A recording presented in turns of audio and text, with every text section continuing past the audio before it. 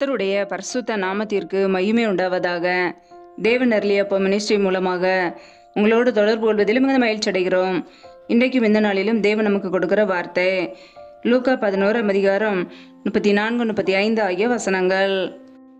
கண்ணானது சரீரத்தின் விளக்காய் இருக்கிறது. உன் கண் தெளிவாய் இருந்தால் உன் சரீரம் முழுவதும் வெளிச்சமாய் இருக்கும். உன் கண் கெட்டதாய் இருந்தால் உன் சரீரம் முழுவதும் இருளாய் இருக்கும். ஆகையால் உன்னிலுள்ள வெளிச்சம் இருளாகாதபடிக்கு எச்சரிக்கையாய் இரு. ஹல்லேலூயா. ஆகையால் உன்னிலுள்ள வெளிச்சம் இருளாகாதபடிக்கு எச்சரிக்கையாய் இரு என்று வேதம் சொல்கிறது. பிரியமானவர்களே, நமக்குள்ளே இருக்கிற வெளிச்சம் இருளாகாதபடிக்கு நாம் எச்சரிக்கையோடு வாழ வேண்டுமா? நம்முடைய வாழ்க்கையிலே நம்முடைய இருதயத்திலே இருள் வந்துவிடக்கூடாது.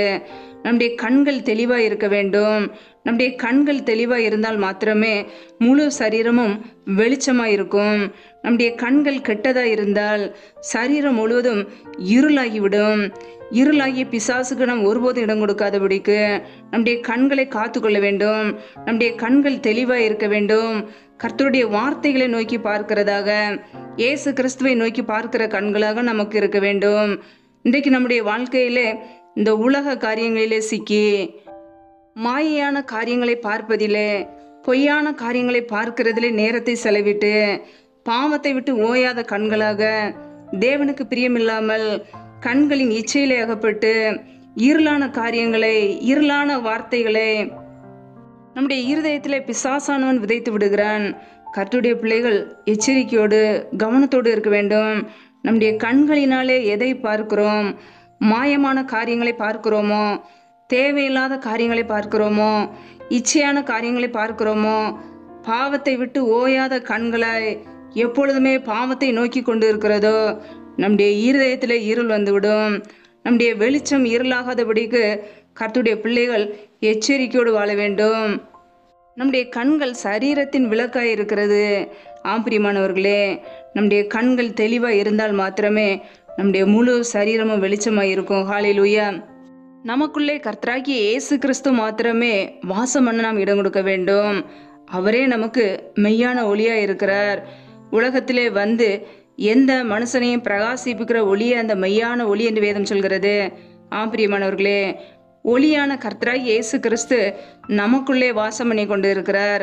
நாம் தேவையில்லாத காரியங்களை பார்க்கும் பொழுது, கண்களினாலே பாவமான காரியங்களை நோக்கும்போது நமக்குள்ளே இருள் வந்து விடுகிறது. இயேசு கிறிஸ்து நமக்குள்ளே வாசம் பண்ண இடம் கொடுக்காதபடிக்கு நம் இருளான காரியங்களுக்கு இடம் கொடுக்கிறோம். அதை அறிந்து கொள்வோம். கர்த்தருடைய பிள்ளையுடைய கண்கள் வேத வார்த்தைகளை, கண்களை தெளிவிக்கக்கூடிய அவருடைய வார்த்தைகளை நோக்கி பார்க்க வேண்டும். ஒவ்வொரு நாளும் கர்த்தருடைய வார்த்தைகளை இரவும் பகலும் தியானிக்கிற பிள்ளைகளாய், கர்த்தரை நோக்கி பார்க்கிற பிள்ளைகளாய், அவருடைய சமூகத்திலே காத்திருக்கிற பிள்ளைகளாய் நாம் இருக்க வேண்டும். ஹல்லேலூயா. வேதத்தில் நாம் பார்க்கிறோம், மத்தேயு 5:28-29 ஆகிய வசனங்களிலே, நான் உங்களுக்கு சொல்கிறேன், ஒரு ஸ்திரீயை இச்சையோடு பார்க்கிற எவனும் தன் இருதயத்தில் அவளோட விபச்சாரம் செய்தாயிற்று என்று வசனம் சொல்கிறது. உன் வலதுகன் உனக்கு இடறல் உண்டாக்கினால் அதை பிடுங்கி எறிந்து போடு. உன் சரீரம் முழுவதும் நரகத்தில் தள்ளப்படுவதை பார்க்கிலும் உன் அவயங்களில் ஒன்று கெட்டு போவது உனக்கு நலமாய் இருக்கும் என்று கர்த்தராகிய இயேசு கிறிஸ்து கூறியிருக்கிறார். பிரியமானவர்களே, உன் வலதுகன் உனக்கு இடறல் உண்டாக்கினால் அதை பிடுங்கி எறிந்து போடு. நம்முடைய கர்த்தராகிய இயேசு கிறிஸ்து நம்மை நேசிக்கின்றார். நாம் நரகத்திலே தள்ளப்படக்கூடாது என்பதற்காக ஒவ்வொரு காரியங்களையும் நமக்கு கற்றுக் கொடுத்திருக்கிறார். உன் சரீரம் முழுவதும் நரகத்தில் தள்ளப்படுவதை பார்க்கிலும் உன் அவயங்களில் ஒன்று கெட்டு போவது நலம் என்று கூறுகிறார். பிரியமானவர்களே, நம்முடைய வாழ்க்கையிலே நமக்கு எது இடரலாக இருக்கிறது? நம்முடைய கண்கள் நமக்கு இடரலாக இருக்கிறதா? அல்லது என்ன காரியங்கள் நம்முடைய வாழ்க்கையில் இடரலாக இருக்கிறது? நாமே சற்று ஆராய்ந்து பார்ப்போம். இடரலான காரியங்களுக்கு இடம் கொடுக்காதபடிக்கு, இச்சையோடு பார்க்காதபடிக்கு, விபச்சாரம் செய்யாதபடிக்கு நம்முடைய கண்களை காத்துக்கொள்ள வேண்டும். ஏனென்றால் நம்முடைய கண்களிலே தெளிவு இருந்தால் மாத்திரமே முழு சரீரமும் வெளிச்சமாயிருக்கும். கண்களினாலே பாவம் செய்ய செய்ய நம்முடைய அவயங்கள் இருளாய் மாறும். நம் சத்ருவானவனுக்கு இடம் கொடுக்கிறோம். சத்ருவானவனுக்கு ஒருபோதும் இடம் கொடுக்கக்கூடாது. ஒவ்வொரு நாளும் நம்முடைய கண்களை காத்து கொள்கிற பிள்ளைகளாய், கர்த்தருடைய வார்த்தைகளை நோக்கி பார்க்கிற கண்களாய் இருக்க வேண்டும். ஹல்லேலூயா. வேதத்தில் நான் பார்க்கிறோம், 13ஆம் சங்கீதம் 3ஆம் வசனத்திலே, என் தேவனாகிய கர்த்தாவே, நீர் நோக்கி பார்த்து எனக்கு செவி கொடுத்தருளும்.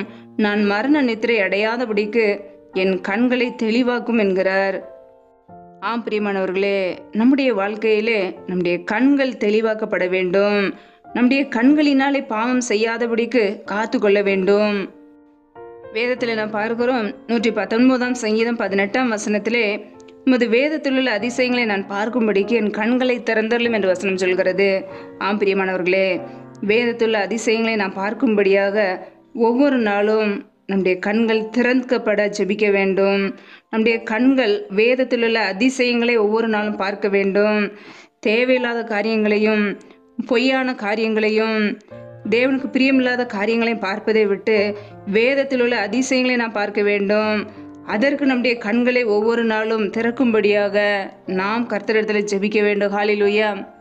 வேதத்தில் நாம் பார்க்கிறோம், 19 சங்கீதம் 8 வசனத்திலே, கர்த்தருடைய நியாயங்கள் செம்மையும் இருதயத்தை சந்தோஷிப்புகிறதுமாய் இருக்கிறது, கர்த்தருடைய கற்பனை தூய்மையும் கண்களை தெளிவிக்கிறதுமாய் இருக்கிறது என்று. ஆம் பிரியமானவர்களே, கர்த்தருடைய கற்பனை தூய்மை உள்ளதாக இருக்கிறது, அது கண்களை தெளிவிக்கிறதுமாய் இருக்கிறது. நம்முடைய வாழ்க்கையிலே கர்த்தருடைய கற்பனைக்கு நாம் கீழ்ப்படியும் போது நம்முடைய கண்கள் தெளிவாக இருக்கும்.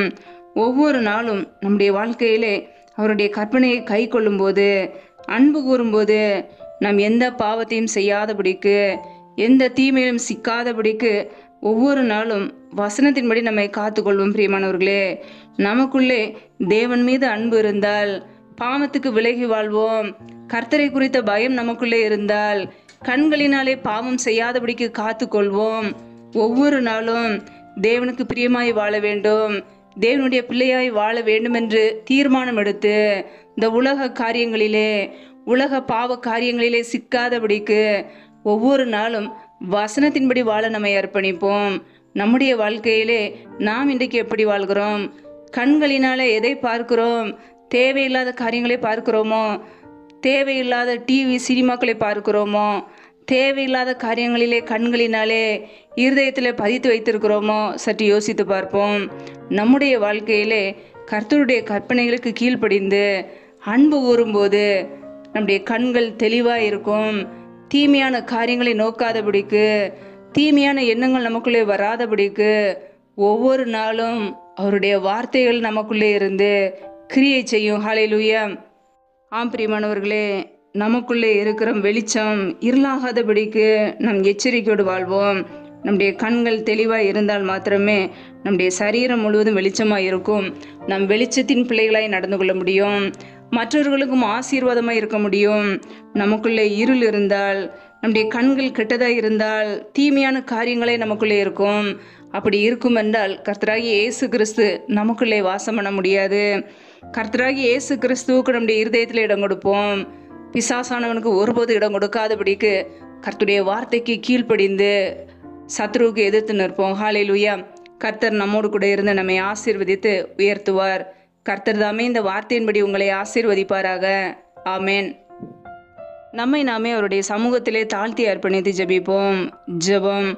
எங்களை அதிகமாய் நேசிக்கிற எங்கள் அன்பின் பரலோக பிதாவே, மை துதிக்கிறோம், ஸ்தோத்திரிக்கிறோம். அப்பா, இந்த இரவு வேலைக்காக உடைய சமூகத்திலே வருகிறோம்.